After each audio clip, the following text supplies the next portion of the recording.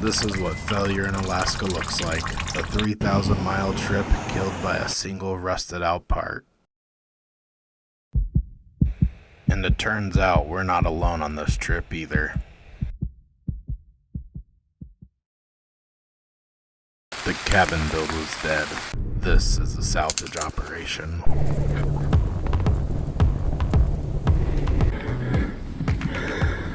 3 days behind, and the reality is food, water, tools, shelter, all hauled in by hand through mud and debris.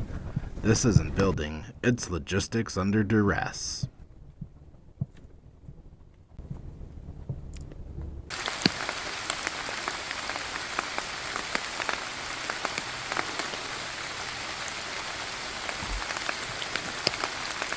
Ta-da!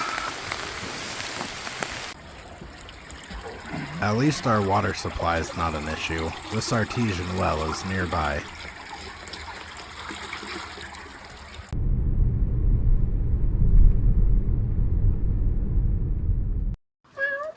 We were still running errands, and when we got back at night, we had a fluffy friend waiting for our arrival. If you're scared, come on.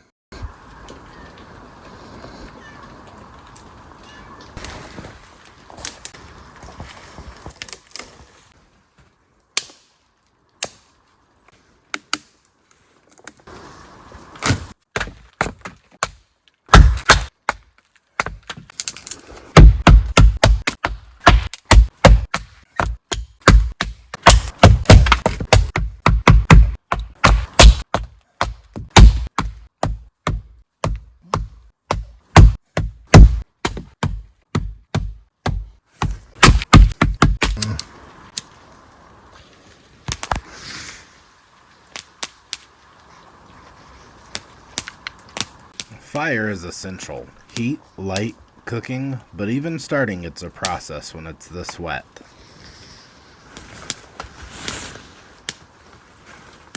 No time for finesse. Get it lit, get it hot, then process more fuel. It is now the end of day number 1 on the property, which is day number 4 in Alaska.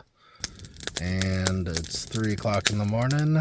Gonna go to bed, sleeping under a tarp, and nothing else. Good night, guys. See you in the morning.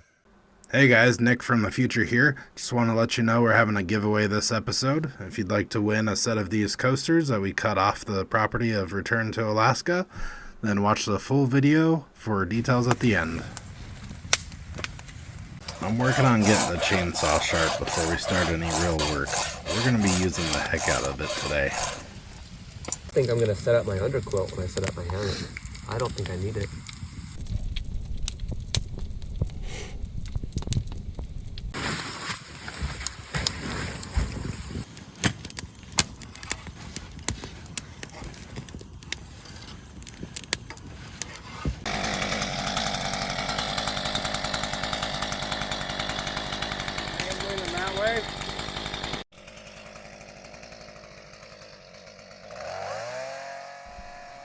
You may not be able to see it from the video, but this birch tree is split right down the middle. It's dangerous and has to get out of here, so we're going to go ahead and take care of it. And believe me, I'm listening for it. I'm just thinking it is definitely leaning more that way, I think. Okay. It's like no matter what side I'm under, it seems like it's leaning that way. Like I said before, I'm not a professional chainsawyer, so I make some mistakes here and learn from them.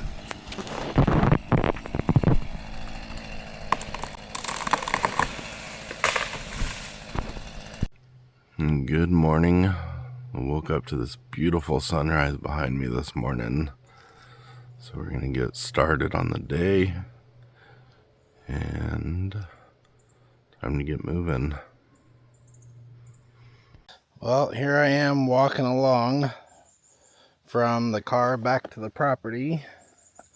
Actually, so I could grab this camera that I'm filming with, because it's my best camera, but it's not waterproof, so I kept it in the car.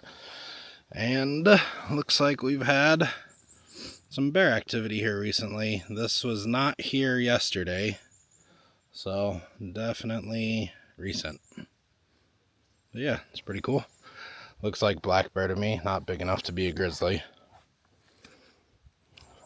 Things you got to consider when filming your daily tasks is, can you guys even see it?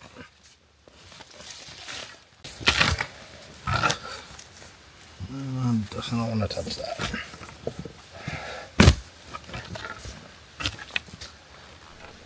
The first real building project was to go ahead and get an outhouse in place. So we're getting started by clearing the area and digging a hole.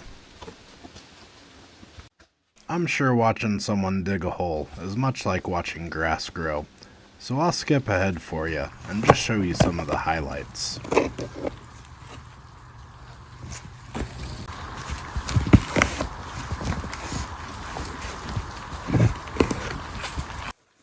And this massive rock in the hole. Had to have Chance come over and help me get it out because it was so deep in itself. That's a big cavity.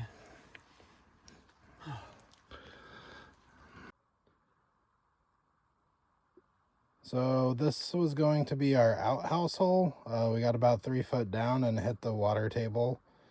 As we looked information up to figure out just information in general, we discovered that the bottom of the outhouse pit must be at least 4 feet above the water table. In this case, that would be impossible. So we're gonna have to look for an alternate solution, possibly a composting toilet. But yeah, we'll get it figured out. So let's go ahead and crack that nut slightly. And like just once you feel it release, that's enough. Okay, and then take the other end, righty tighty, lefty loosey. And then check it. You don't want to tighten it too much because then it won't spin. So that's probably too tight. Okay. Okay, that's probably good. So where you want it is like, so that you can't pull the teeth out, but it's like nice and tight in there. I mean, I can kind of. I mean, you're trying really hard, though. I don't know how hard I'm supposed to try. Yeah. When someone says if I can't do it, I'm like, I'm going to see if I can. Well, you can stretch the chain if you try hard enough, so. Okay. So just a nice tug is good. Yeah. Okay.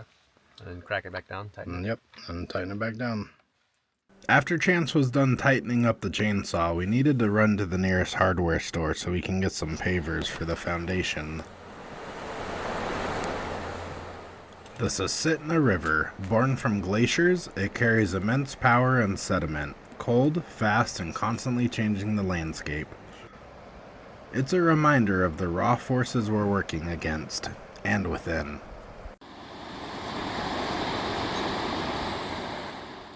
The raw force of the clashing tides creates these pretty amazing whirlpools.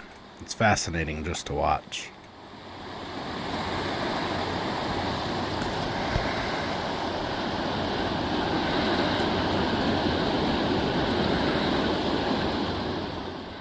This is Nagley's General Store. It's a historic spot and still operational. Talkeetna's most famous resident wasn't a human. For 20 years, an orange cat named Stubb served as the honorary mayor. He passed away in 2017, but the legend continues.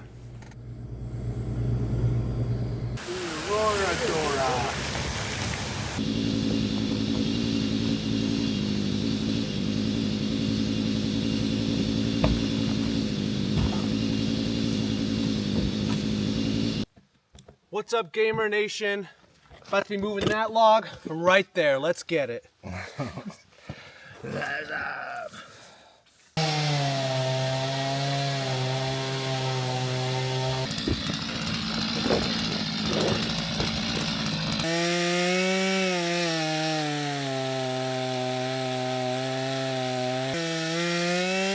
So here I'm cutting the logs in half so I can make a seat. I mean the foundation for a cabin. Have a seat, buddy.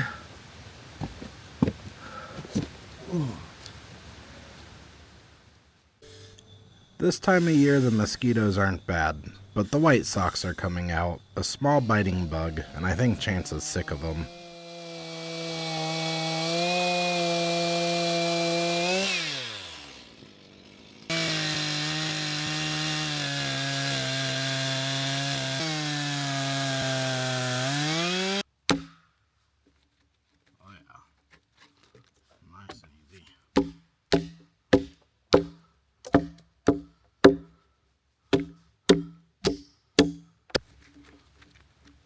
These were your cup holders. I got about half an inch. Deeper to go. Yeah, it's mostly touching right on the edges. Almost a bit wider, I think, would do it. Okay.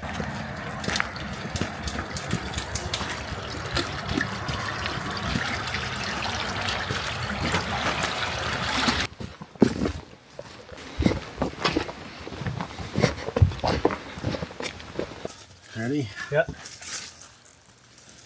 1, 2, 3.